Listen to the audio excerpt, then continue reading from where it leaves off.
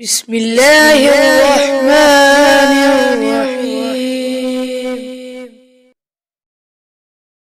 السلام علیکم ورحمۃ اللہ وبرکاتہ۔ بسم اللہ الرحمن الرحیم والصلاة والسلام علی رسولہ الکریم وعلی آلہ وصحبہ اجمعین، اما بعد۔ رمضان شریف کی آمد تھی تو اللہ کے نبی صلی اللہ علیہ وسلم نے اس سے پہلے ممبر پر خطبہ دیا تو انہوں نے فرمایا ماذا یستقبلکم، وہ کون آ رہا ہے، ماذا تستقبلون، تم کس کے سامنے جا رہے ہو۔ پھر آپ نے دوبارہ کہا بڑے ہیبت ناک طریقے سے ماذا یستقبلکم وماذا تستقبلون، وہ کون آ رہا ہے، تم کس کے سامنے جا رہے ہو۔ سناٹا چھا گیا۔ پھر آپ نے تیسری دفعہ کہا ماذا یستقبلکم وماذا تستقبلون، وہ کون آ رہا ہے، کس کے سامنے جا رہے ہو، کون تمہارے سامنے آ رہا ہے۔ تو حضرت عمر رضی اللہ عنہ کھڑے ہو گئے۔ وحی نزل، یا رسول اللہ کوئی نیا حکم آیا ہے، کوئی وحی آئی ہے۔ آپ نے کہا لا، نہیں۔ عدو حضر، یا رسول اللہ کوئی دشمن حملہ کرنے لگا اور آپ نے دیکھ لیا ہے تو ہم تیاری کریں۔ آپ نے کہا لا۔ کہا تو پھر کون آ رہا ہے؟ آپ نے فرمایا رمضان آ رہا ہے، شہر رمضان آ رہا ہے۔ اس کو اللہ کے نبی نے فرمایا میری امت کو پتہ چل جائے کہ رمضان کیا ہے تو تمنا کریں کہ سارا سال ہی رمضان ہو۔ اللہ نے ایام معدودات، چند دن رکھے ہیں، تو پہلے 10 دن ختم ہو گئے، جس کو کہ میرے نبی نے کہا کہ پہلا عشرہ رحمت کا ہوتا ہے، اللہ تعالیٰ کی رحمت کے دروازے کھلتے ہیں، آؤ بھائی مانگ لو، لے لو، جتنا چاہیے آ جاؤ۔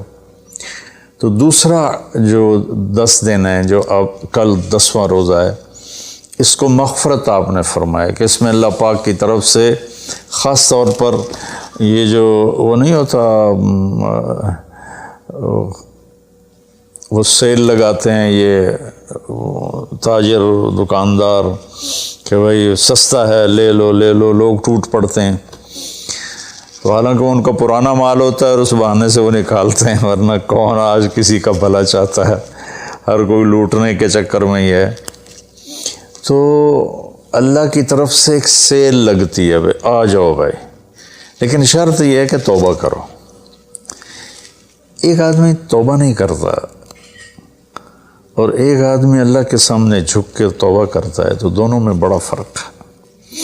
اگر یہ فرق اللہ نہ کرے تو پھر کربلاؤں کی ضرورت کیا تھی، پھر اللہ کے نبی کے نواسے کو اپنا سر کٹانے کی کیا ضرورت تھی۔ تو پھر تو سنان بن نبی انس جس نے آپ کا سر کاٹا، وہ اور حسین برابر ہو گئے۔ تو توبہ شرط لگائی کہ تم توبہ کرو، میں معاف کروں گا۔ اچھا، پھر میں اللہ کے نبی پہ قربان جاؤں، آپ نے ہمیں بڑی سہولت دے دی۔ آپ نے کہا ما اسر من استغفر وإن عاد في اليوم 70 مرة،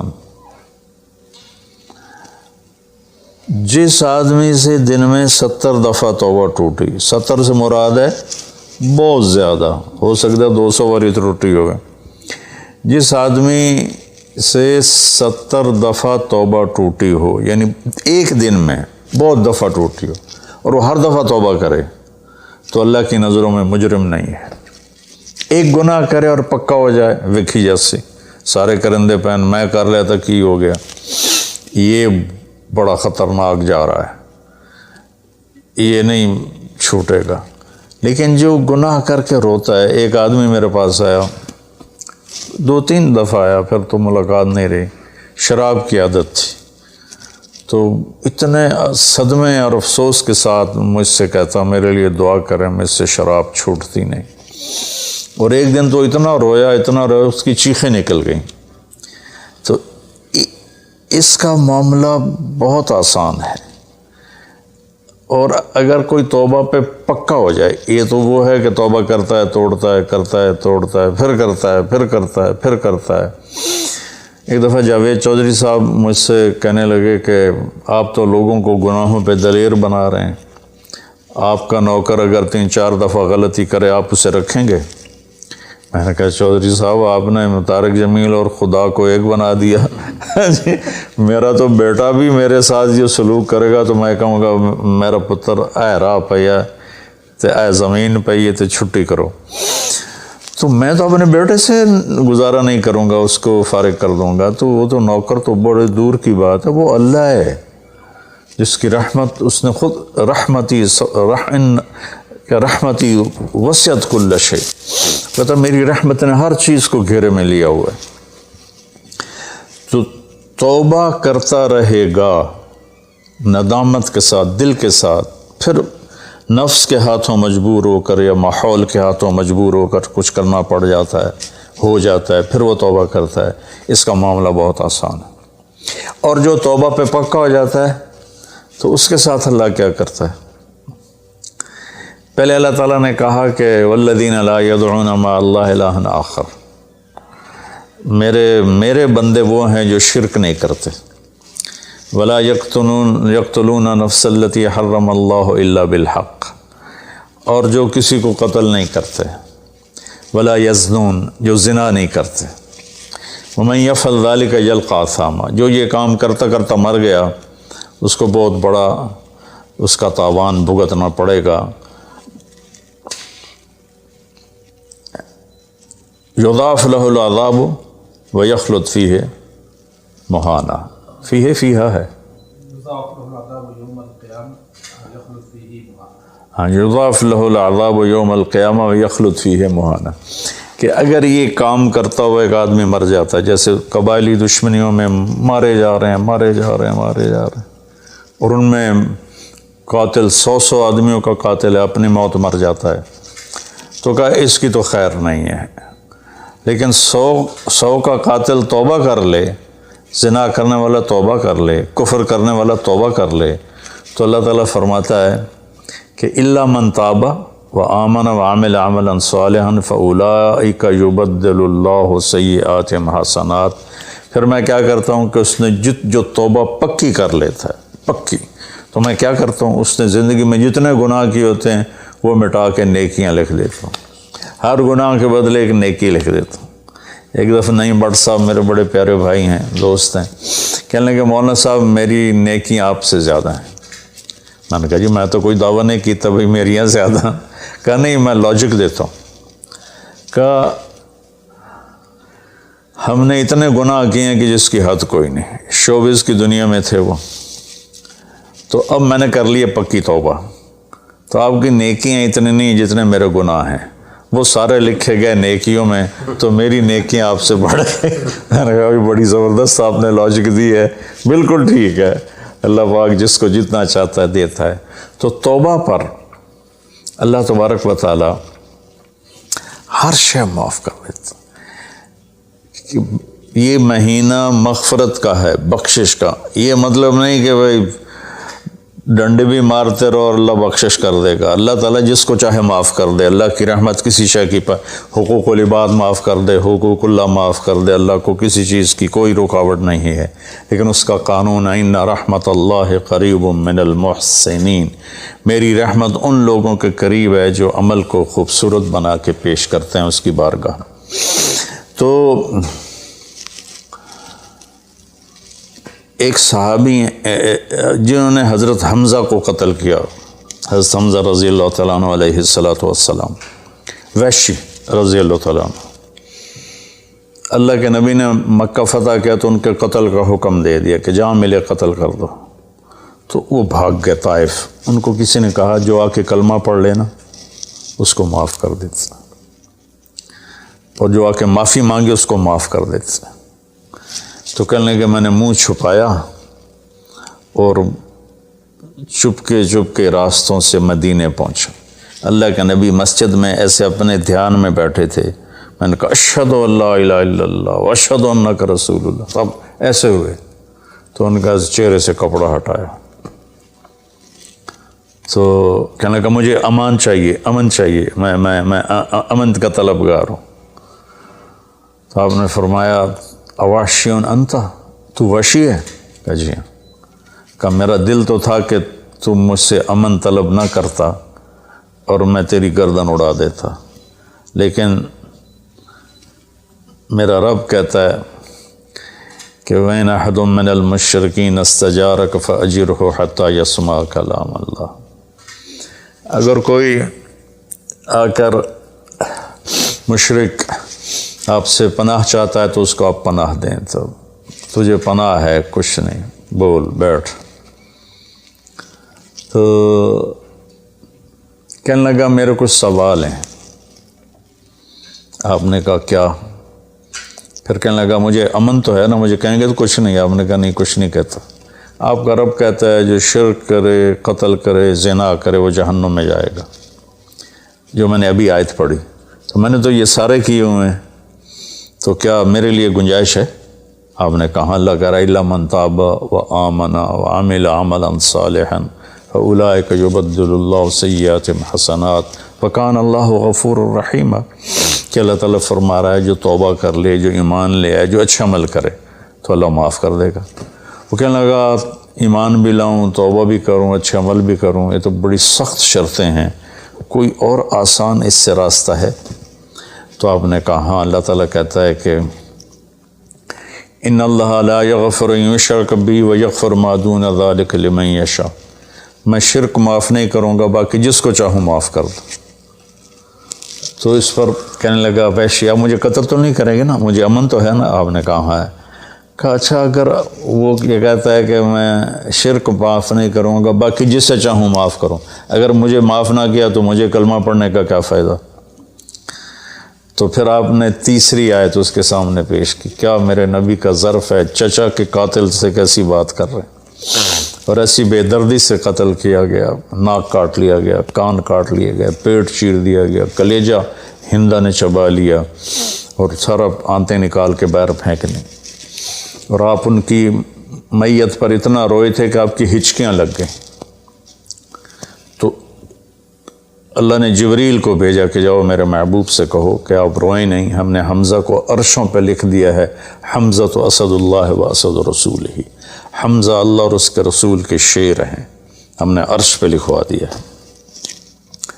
تو کہنے لگا اگر مجھے معاف نہ کیا تو پھر مجھے کلمہ پڑھنے کا کیا فائدہ؟ تو پھر آپ نے تیسری آیت اس کے سامنے پیش کی، یا عبادی الذین اسرفوا علی انفسہم لا تقنطوا من رحمت اللہ ان اللہ یغفر الذنوب جميعا انہ هو الغفور الرحیم۔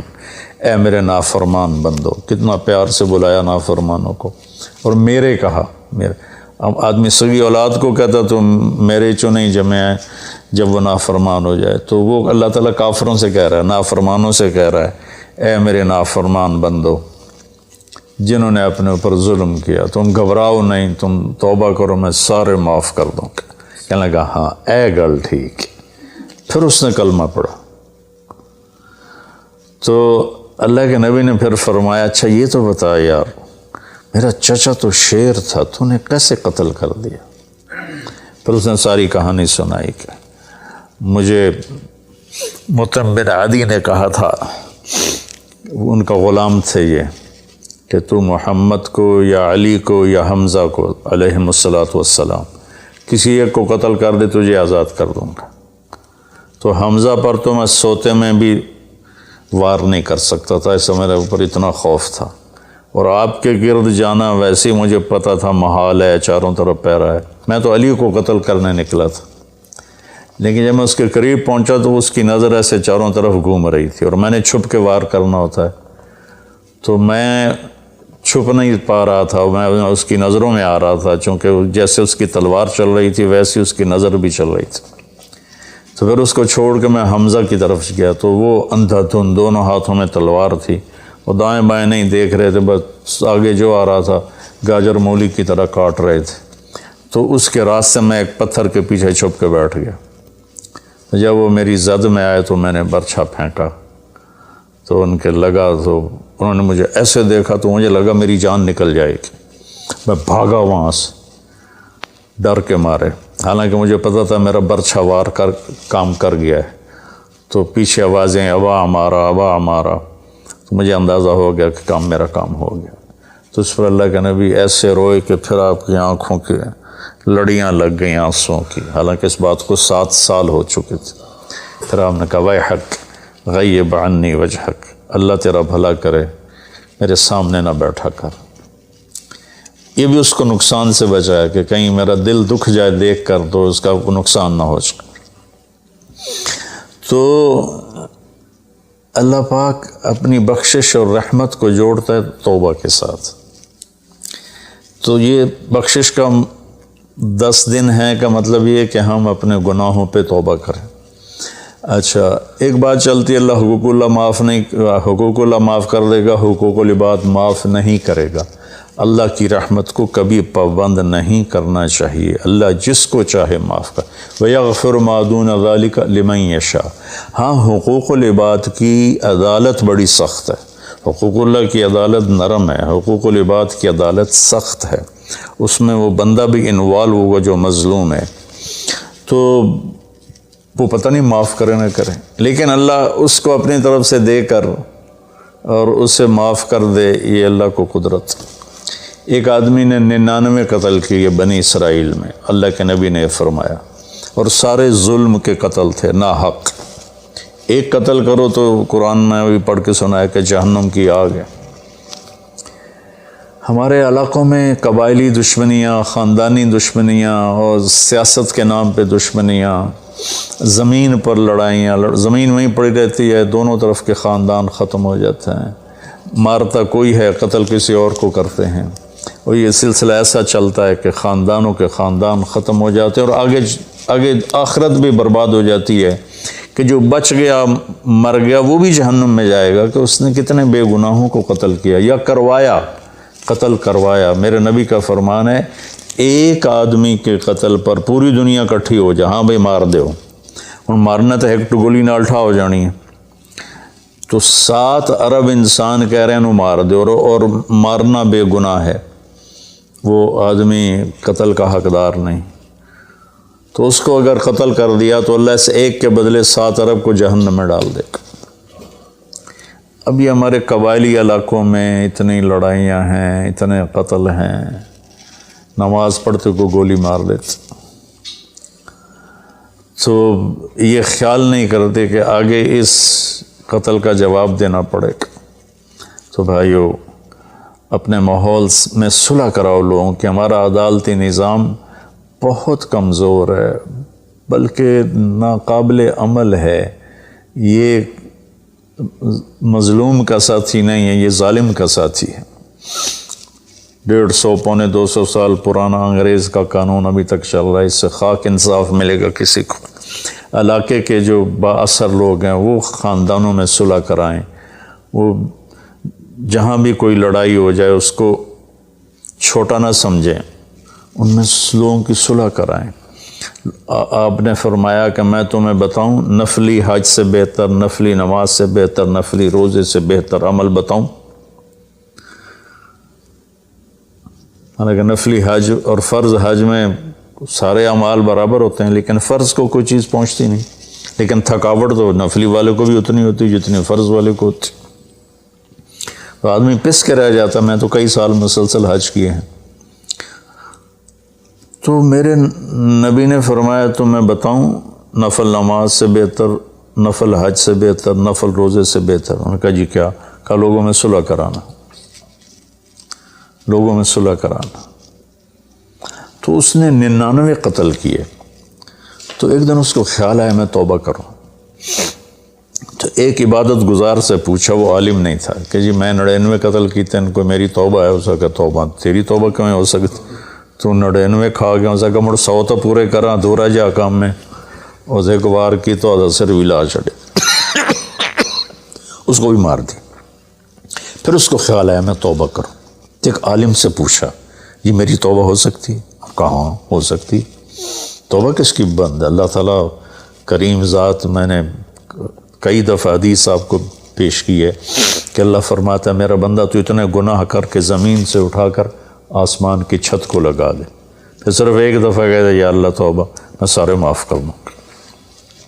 اس لیے میں کہتا ہوں کسی گناہگار کو حقیر نہ جانو، میں اللہ سے سوتے ہوئے روزانہ دعا کر کے سوتا ہوں، یا اللہ میرے دل کو پاک کر دے لوگوں کی حقارت سے، اور میری زبان کو پاک کر دے لوگوں کو تکلیف دینے سے۔ روز میں اللہ سے مانگ کے سوتا ہوں۔ تو وہ کہنے لگے لیکن ایک شرط ہے، توبہ پکی ہونی چاہیے، اور اس کے لیے ماحول کی تبدیلی ضروری ہے۔ یہ بستی گناہ گار لوگوں کی ہے، تو پھر کرے گا یہ کام۔ وہ سامنے بستی میں نیک لوگ رہتے ہیں، وہاں چلا جا، تو ادھر سب نیک لوگوں کی سنگت صحبت میں تو بدل جائے گا۔ انہوں نے کہا جی میں تیار ہوں، میری توبہ ہو جائے۔ کہا ٹھیک ہے جا۔ اس اپنا جلی بستر چایا، ٹر پیا۔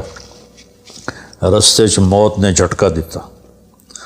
اس نے جب محسوس کیا کہ موت کا جھٹکا ہے تو اس نے جمپ لگایا آگے کی طرف۔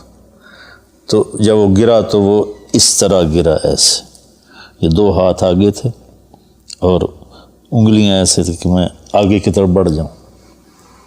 انتقال ہو گیا۔ اب اللہ کو تو پتہ ہے میں معاف کر چکا ہوں، اس نے اپنے بندوں کو اپنی رحمت اور یہ ساری کہانی سنانے کے لیے دوزخ کا فرشتہ بھی آ گیا، جنت کا بھی آ گیا، دونوں میں تکرار ہو گیا۔ جنت کا فرشتہ کہے میرا مہمان ہے، توبہ کر چکا ہے۔ جہنم کا فرشتہ کہے ابھی توبہ پوری نہیں ہوئی، اس گاؤں میں جانا تھا تو شرط پوری نہیں ہوئی، لہٰذا میرا مجرم ہے۔ تو اللہ نے تیسرا فرشتہ بھیجا اور کہا کہ بھائی یہ اس کی ڈیڈ باڈی ہے، یہ وہ گاؤں ہے، یہ اس کا گاؤں ہے، تو دونوں طرف کا فاصلہ ناپو۔ اگر نیک لوگوں کی بستی کے قریب ہے تو جنت والے لے جاؤ، اگر اپنے گھر کے قریب ہے تو جہنم والے لے جاؤ۔ فزیکلی وہ اپنے گھر کے قریب تھا اور بستی سے، نیک لوگوں کی بستی سے دور تھا۔